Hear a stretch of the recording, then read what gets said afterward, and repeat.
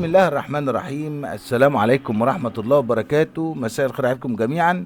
مباراة الأهلي والزمالك في بطولة السوبر، مباراة شهدت أداء قوي لكلا الفريقين. الأهلي بذل مجهود هجومي كبير جدا ضد نادي الزمالك، والزمالك حاول ان هو يعمل تغطية دفاعية ويلعب على الهجمات المرتدة ويستغل سرعات بعض اللاعبين زي عمرو ناصر وشكوبانزا ووجود ناصر ماهر وعبد الله السعيد في وسط الملعب، ان هم بيقدروا ينقلوا الكرة بشكل سريع، مع وجود سيف الدين موجود سيف جعفر لاول مرة يلعب بشكل اساسي ويبدأ المباراة.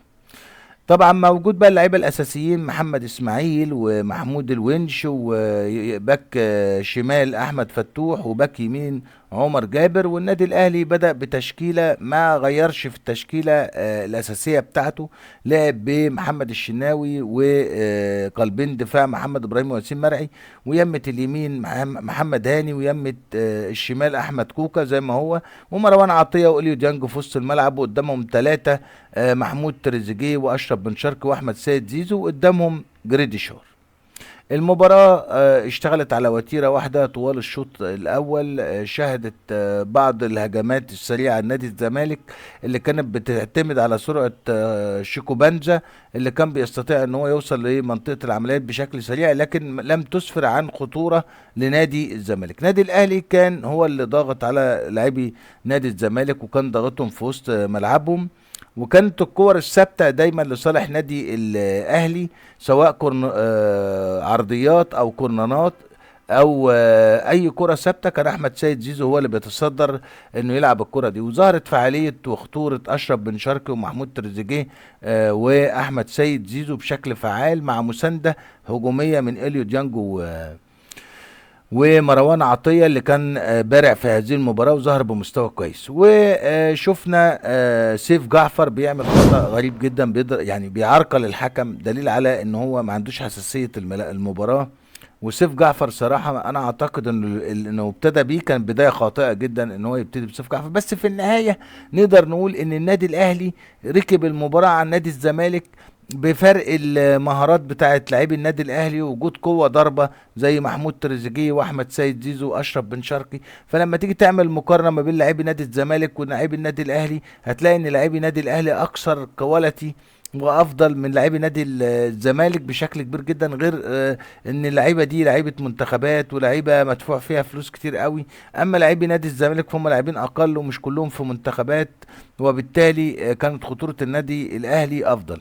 احمد سيد زيزو كان بيشتغل زي الجوكر، بيسند يمة اليمين ويمة الشمال، وظهرت خطوره احمد سيد زيزو بشكل كبير جدا.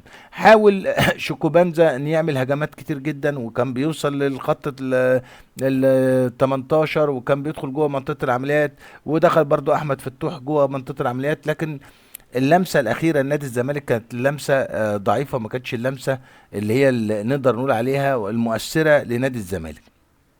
المباراة مشيت على وتيرة واحدة، واحمد سيد زيزو استغل خطأ دفاعي لمحمد شحاتة اللي ما كانش بيراقب اشرف بن شرقي، وكان ورا محمد اسماعيل بيراقب جريديشار، وحاول محمد اسماعيل ان هو ينط عشان يقطع الكرة من اشرف بن شرقي. الكرة بتعدي بيستلمها جريديشار وبيسجل هدف على يمين حارس المرمى محمد عواد. بعض الناس بتقول ان الهدف ده في شبهة لمسة يد، لكن الكرة عدت واتحسبت هدف، واصبحت النتيجة 1-0 للنادي الاهلي.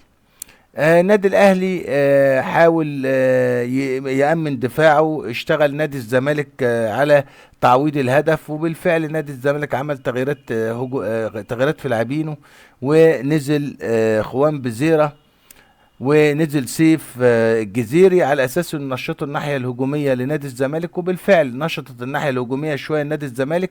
وخوان بزيرة بيتعرض لكوع جامد جدا من ياسين مرعي على حدود ال 18 زي ما انتم شايفين، وانا اعتقد ان ياسين مرعي ضربه بالكوع في وشه على حدود ال 18، وده كان يستوجب طرد مباشر لياسين مرعي، لانه استعمل الكوع على حدود ال 18 في وجه خوان بزيرة، ودي لعبه خطره بشكل كبير جدا.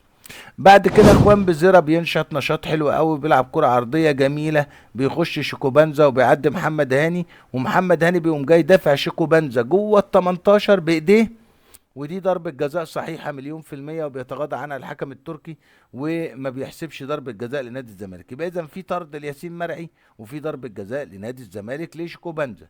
وبتستمر المباراة ماشية على وتيرة هجومية لنادي الزمالك. على العموم بينزل طاهر محمد طاهر نتيجة لسرعته، بيستغل المساحات الفاضية وبيعدي من حسام عبد المجيد وبيلعب الكرة عرضية، وبيخش مروان عطية وبيسجل الهدف الثاني وتصبح النتيجة 2-0. بعديها بتتلعب كرة عرضية لسيف الدين الجزيري اللي بيطلع بشكل جميل جدا وبيلعب الكرة بدماغه، لكن للأسف بتخبط في ايديه اللي فاردها. وبعد ما بتخش جون بنرجع للفار، بنلاقي الكرة خبطت في ايد سيف الدين الجزيري وبيلغى الهدف بسبب لمسة اليد الصحيحة اللي على سيف جعفر. في النهاية احنا عاوزين نقول ان احنا محتاجين تحكيم عادل، ومحتاجين كورة حقيقية. والنادي الاهلي كسب البطولة دي بالتحكيم. هتقولي لعيبة الاهلي كويسة، لعيبة الاهلي مهارتها عالية، لعيبة الاهلي على اعلى مستوى. ايوه لعيبة الاهلي كويسة ولعيبة الاهلي على اعلى مستوى كل حاجة، لكن في النهاية البطولة دي بطولة تحكيم. يعني النادي الاهلي خد البطولة دي بسبب اخطاء تحكيمية فادحة، سواء في مباراة سيراميكا كليوباترا او في مباراة الزمالك. فبشكركم ايها الاخوة المستمعون، ونلتقي مع مباريات اخرى، والسلام عليكم ورحمة الله وبركاته.